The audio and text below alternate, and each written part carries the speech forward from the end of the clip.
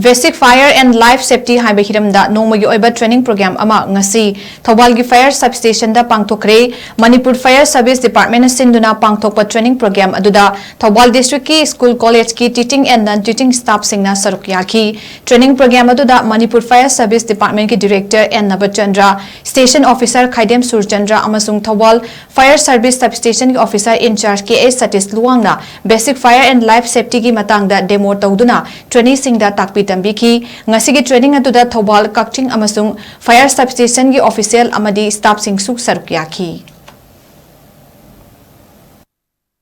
ngasi mafam da salaga akoi inspection tawba adai fire audit tawba tawri singje magi boundary ma lei wasi gumba building si tawgadawni haiba for example hospital si fire safety thamdaba yati school library fire safety thamdaba yati mall mayamna changnariba post chai lainariba mall multi complex building suguma singje fire safety thamdaba sunga yati tawbadabu aigi residential oiriba ai san lainiba mapom tudadi akoina maduda fire audit tawba adagi madu darkar lei haibase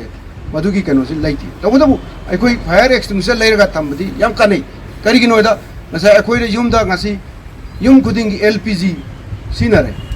the LPG sinare asuki matik risks lei natra aduna masi jang thuna immediately madu hekta akoina response tawba yana na bagi dongta mechanism ma sinna gyadi ngasa fire extinguisher thamba tawne